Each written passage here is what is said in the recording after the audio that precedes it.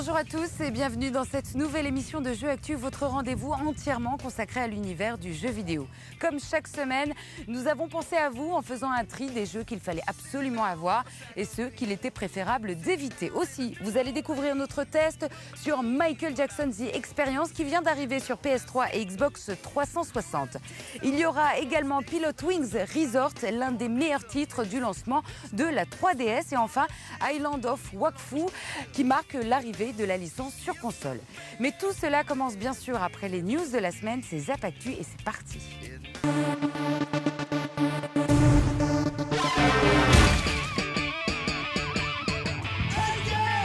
Salut à tous, bienvenue dans cette nouvelle édition de Zap Actu, le résumé de l'actualité de ces derniers jours, et voici ce que nous avons retenu.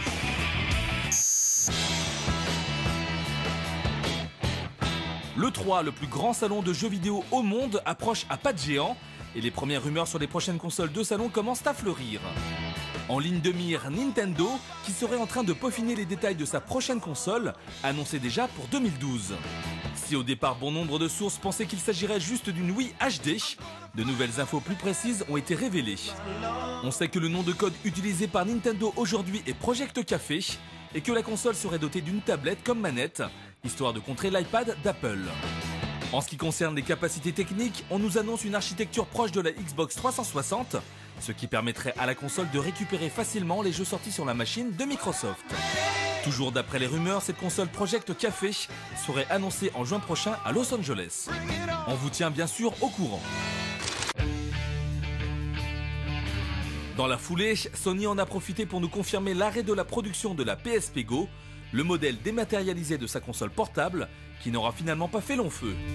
Lancé en 2009, un peu pour contrer l'iPhone d'Apple, qui grappille de plus en plus des parts de marché, la PSP Go n'a pas rencontré le succès escompté, avec des ventes globalement très faibles. La dématérialisation totale du jeu vidéo, ce n'est pas encore pour demain, et c'est une très bonne nouvelle. Autrement, sachez que pour le week-end de Pâques, le Xbox Live est entièrement gratuit aux joueurs. L'occasion de bénéficier de tous les avantages du compte Gold pour rien du tout et de profiter des promotions sur le Marketplace. En plus de cette offre exceptionnelle, Microsoft précise qu'il sera possible d'affronter Christophe Lemaître, le champion d'Europe du 100 mètres, sur Kinect. Vous savez maintenant ce qu'il vous reste à faire.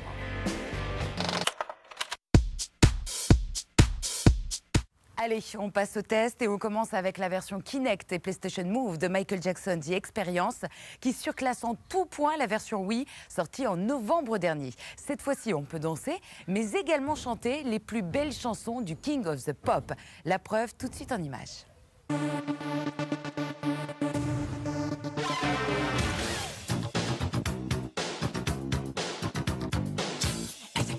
Avec déjà plus de 2 millions d'exemplaires vendus dans le monde, Michael Jackson The Experience sur Wii est un carton incontestable.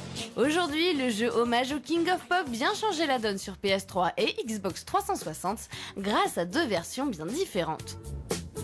Sur Kinect, tout d'abord, Michael Jackson The Experience totalement repensé et relooké est assez bluffant. L'immersion est totale grâce au Player Projection qui consiste à modéliser entièrement le corps du joueur et à le projeter directement au milieu de l'écran. Avec en prime des environnements inspirés de l'univers du chanteur, des extraits de clips et une foule en délire à nos pieds, c'est sûr, même les plus timides vont se lâcher. Black or White, Billie Jean, Heal the World, Bad Thriller, la playlist du jeu reprend les 27 titres proposés sur Wii, agrémentés de 3 nouveaux hits dont Blood on the Dance Floor. Par contre, les danses ont été totalement retravaillées.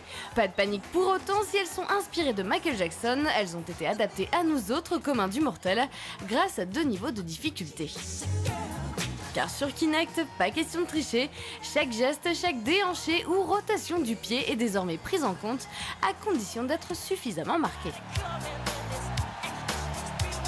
Mais le jeu d'Ubisoft propose non seulement de donner de son corps, mais également de donner de la voix, avec une option karaoké des plus sympathiques. Pas question cependant de chanter et danser à la fois, mais en alternance. Une astuce à la fois intelligente et agréable à jouer. Enfin, le fun ne serait pas le même sans un mode multi pour s'éclater entre potes. Si Michael Jackson The Experience ne permet pas de jouer à plusieurs en même temps, le jeu propose un mode duel dans lequel deux équipes s'affrontent sur la même chanson, pas forcément originale, mais très conviviale. Il y a également un mode coop dans lequel 4 personnes jouent en alternance sur la même chanson et il faut être au taquet, attention, car le nom du joueur et l'action à réaliser est désigné à la dernière minute. Du coup, le passage de relais peut parfois s'avérer assez comique. S'il porte donc le même nom que le jeu sorti sur Wii il y a quelques mois, Michael Jackson The Experience sur Kinect n'a finalement plus grand chose à voir avec son petit frère. Difficile en revanche de dire la même chose de la version PS3 qui n'est finalement qu'une version améliorée du jeu Wii. Même interface, même environnement très limité, même chorégraphie simplifiée et un PS Move malheureusement guère plus convaincant qu'une Wiimote. On est loin du résultat inspiré proposé sur Kinect, même si Michael Jackson The Experience sur PS3 propose lui aussi de pousser la chansonnette et un mode multi où chacun peut choisir indépendamment des autres adversaires, le chant ou la danse.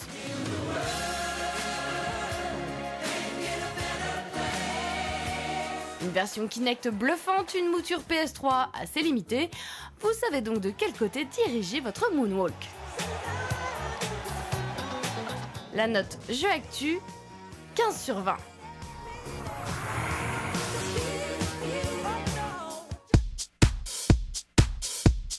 Sans transition, on enchaîne avec Pilot Wings Resort qui fait partie des jeux de lancement de la 3DS plutôt réussis.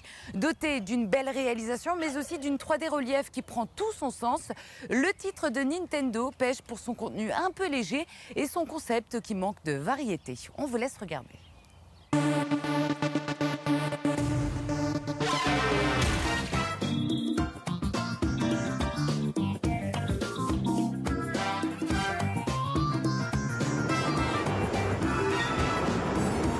Apparu pour la première fois en 1992 sur Super Nintendo, le premier Pilot Wings a malheureusement dû attendre 5 longues années avant de bénéficier d'une suite qui vit le jour sur Nintendo 64.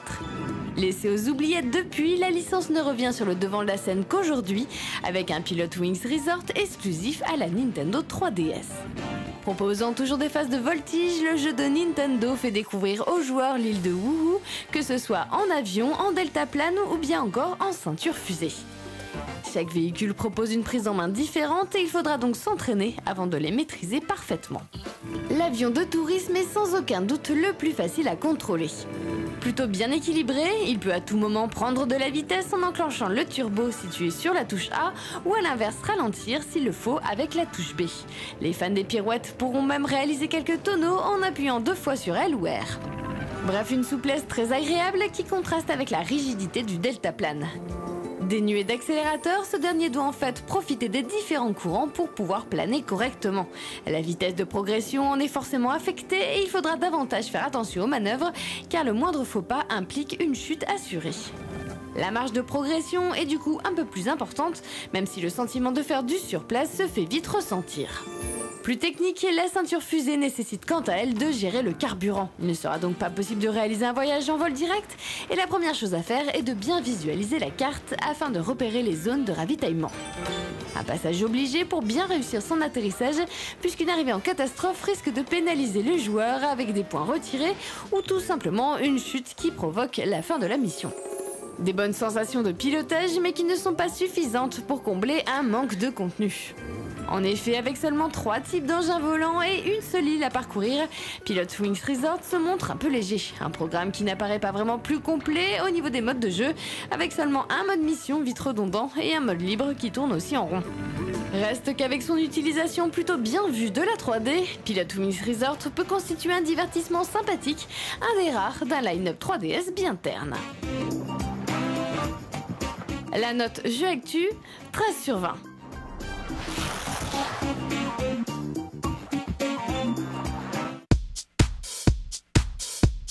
Et on termine avec le test de Island of Wakfu, sorti il y a quelques jours uniquement sur le Xbox Live en téléchargement. C'est une première pour la série Wakfu qui s'était contentée du PC jusqu'à présent.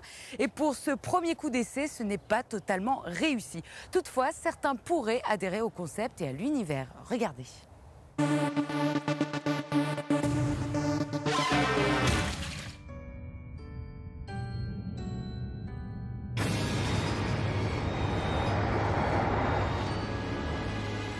Jusqu'à présent habitué au PC, Ankama délaisse un peu les ordinateurs pour se tourner vers les consoles de salon avec Island of Wakfu, un hack and slash sur Xbox 360.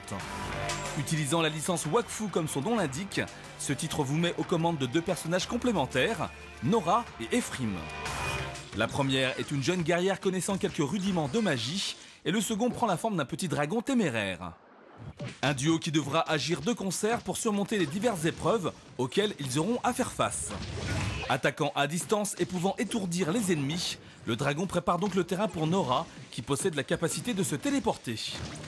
Elle peut en effet arriver directement derrière un ennemi ou un endroit défini que le joueur fixe avec son curseur, ce qui fait d'elle un personnage très efficace au combat, malgré une prise en main générale délicate. Les contrôles se révèlent être en effet extrêmement imprécis et rigides. Un problème déjà handicapant à la base, qui est encore plus évident dans un univers en 3D isométrique qui oblige à être vraiment précis. Le jeu d'Ankama vous fera ainsi redécouvrir les joies de la mort injuste à cause d'un système de lock défectueux et des problèmes de collision au corps à corps. De plus, les nombreuses attaques disponibles, généralement fondées sur des combinaisons de touches peu ergonomiques et mal expliquées, ne simplifient pas la tâche. La narration souffre également de gros problèmes avec un contexte incompréhensible pour les néophytes et des allusions à l'univers d'Ankama très flou. Un côté un peu fermé qui n'aide pas vraiment à l'immersion, tout comme la tonne d'objets dont on ne comprend pas l'utilité ou d'éléments de gameplay pas clairs du tout. Dans cette ambiance confuse, Island of Wakfu parvient tout de même à tirer son épingle du jeu avec une réalisation très léchée. Le joueur évolue dans des décors très mignons et rencontre des personnages aux bonnes bouilles qui rendent le jeu très attachant. Malgré cela, Island of Wakfu peine à s'imposer sur un Xbox Live bourré à craquer de très bons jeux. Hack and slash juste sympathique, le titre d'Ankama ne devrait contenter que les fans de la première heure. La note jeu actu, 11 sur 20.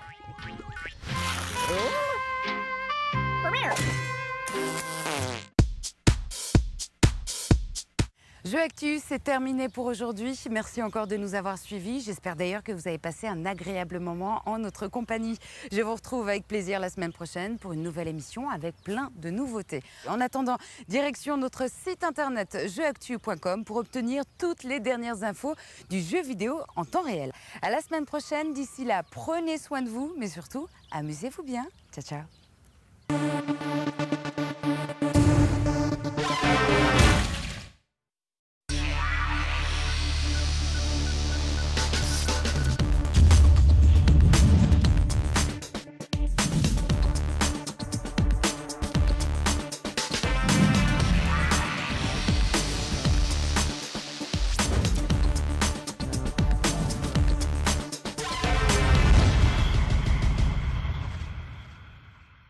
Bonjour à tous et bienvenue dans cette nouvelle émission de Jeux Actu, votre rendez-vous entièrement consacré à l'univers du jeu vidéo.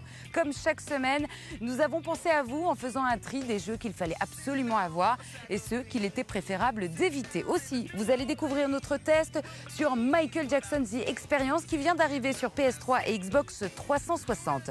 Il y aura également Pilot Wings Resort, l'un des meilleurs titres du lancement de la 3DS. Et enfin, Island of Wakfu qui marque l'arrivée de la licence sur console.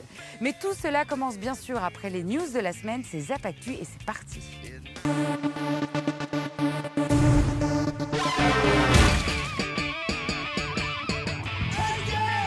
Salut à tous, bienvenue dans cette nouvelle édition de Zap Actu, le résumé de l'actualité de ces derniers jours, et voici ce que nous avons retenu.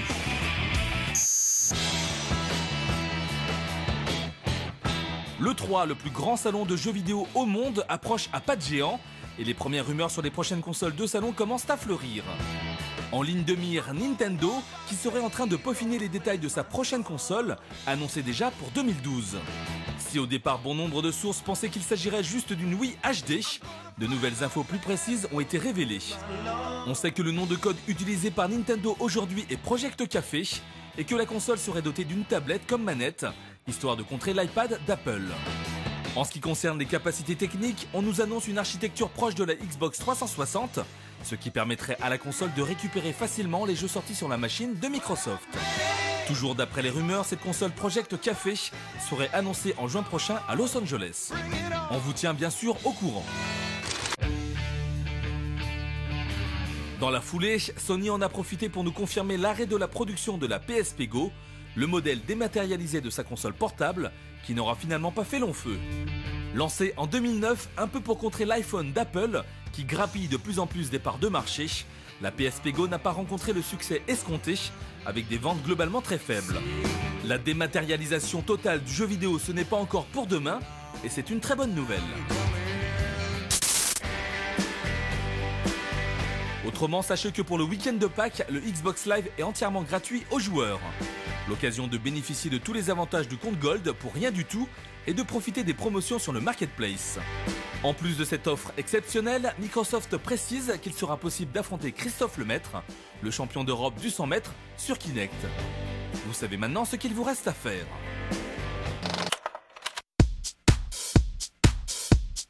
Allez, on passe au test et on commence avec la version Kinect et PlayStation Move de Michael Jackson The Experience qui surclasse en tout point la version Wii sortie en novembre dernier. Cette fois-ci, on peut danser, mais également chanter les plus belles chansons du King of the Pop.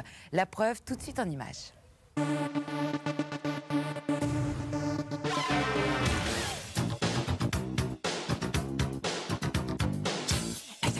Avec déjà plus de 2 millions d'exemplaires vendus dans le monde, Michael Jackson The Experience sur Wii est un carton incontestable. Aujourd'hui, le jeu hommage au King of Pop vient changer la donne sur PS3 et Xbox 360 grâce à 2 versions bien différentes. Sur Kinect, tout d'abord, Michael Jackson The Experience totalement repensé et relooké est assez bluffant. L'immersion est totale grâce au Player Projection qui consiste à modéliser entièrement le corps du joueur et à le projeter directement au milieu de l'écran. Avec en prime des environnements inspirés de l'univers du chanteur, des extraits de clips et une foule en délire à nos pieds, c'est sûr, même les plus timides vont se lâcher. Black or White, Billie Jean, Heal the World, Bad Thriller, la playlist du jeu reprend les 27 titres proposés sur Wii, agrémentés de 3 nouveaux hits dont Blood on the Dance Floor. Par contre, les danses ont été totalement retravaillées. Pas de panique pour autant, si elles sont inspirées de Michael Jackson, elles ont été adaptées à nous autres communs du mortel grâce à 2 niveaux de difficulté. Car sur Kinect, pas question de tricher, chaque geste, chaque déhanché ou rotation du pied est désormais prise en compte à condition d'être suffisamment marqué. Mais le jeu d'Ubisoft propose non seulement de donner de son corps, mais également de donner de la voix, avec une option karaoké des plus sympathiques. Pas question cependant de chanter et danser à la fois, mais en alternance. Une astuce à la fois intelligente et agréable à jouer. Enfin, le fun ne serait pas le même sans un mode multi pour s'éclater entre potes. Si Michael Jackson The Experience ne permet pas de jouer à plusieurs en même temps, le jeu propose un mode duel dans lequel 2 équipes s'affrontent sur la même chanson, pas forcément originale, mais très conviviale. Il y a également un mode coop dans lequel 4 personnes jouent en alternance sur la même chanson et il faut être au taquet, attention car le nom du joueur et l'action à réaliser est désigné à la dernière minute. Du coup, le passage de relais peut parfois s'avérer assez comique. S'il porte donc le même nom que le jeu sorti sur Wii il y a quelques mois, Michael Jackson The Experience sur Kinect n'a finalement plus grand chose à voir avec son petit frère. Difficile en revanche de dire la même chose de la version PS3 qui n'est finalement qu'une version améliorée du jeu Wii. Même interface, même environnement très limité, même chorégraphie simplifiée et un PS Move malheureusement guère plus convaincant qu'une Wiimote. On est loin du résultat inspiré proposé sur Kinect, même si Michael Jackson The Experience sur PS3 propose lui aussi de pousser la chansonnette et un mode multi où chacun peut choisir indépendamment des autres adversaires, le chant ou la danse.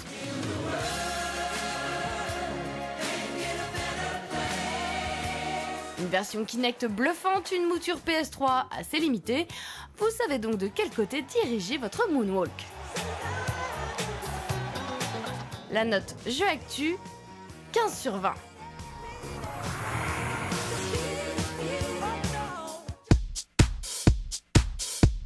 Sans transition, on enchaîne avec Pilot Wings Resort qui fait partie des jeux de lancement de la 3DS plutôt réussis.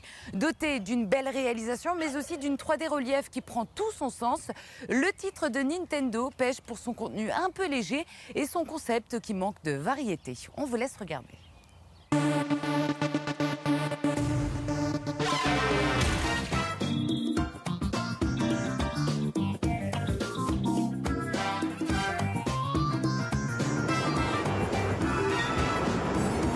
Apparu pour la première fois en 1992 sur Super Nintendo, le premier Pilotwings a malheureusement dû attendre 5 longues années avant de bénéficier d'une suite qui vit le jour sur Nintendo 64. Laissée aux oubliettes depuis, la licence ne revient sur le devant de la scène qu'aujourd'hui, avec un Pilotwings Resort exclusif à la Nintendo 3DS. Proposant toujours des phases de voltige, le jeu de Nintendo fait découvrir aux joueurs l'île de Wuhu, que ce soit en avion, en deltaplane ou bien encore en ceinture fusée. Chaque véhicule propose une prise en main différente et il faudra donc s'entraîner avant de les maîtriser parfaitement. L'avion de tourisme est sans aucun doute le plus facile à contrôler. Plutôt bien équilibré, il peut à tout moment prendre de la vitesse en enclenchant le turbo situé sur la touche A ou à l'inverse ralentir s'il le faut avec la touche B. Les fans des pirouettes pourront même réaliser quelques tonneaux en appuyant 2 fois sur L ou R. Bref, une souplesse très agréable qui contraste avec la rigidité du deltaplane. Dénué d'accélérateur, ce dernier doit en fait profiter des différents courants pour pouvoir planer correctement. La vitesse de progression en est forcément affectée et il faudra davantage faire attention aux manœuvres car le moindre faux pas implique une chute assurée.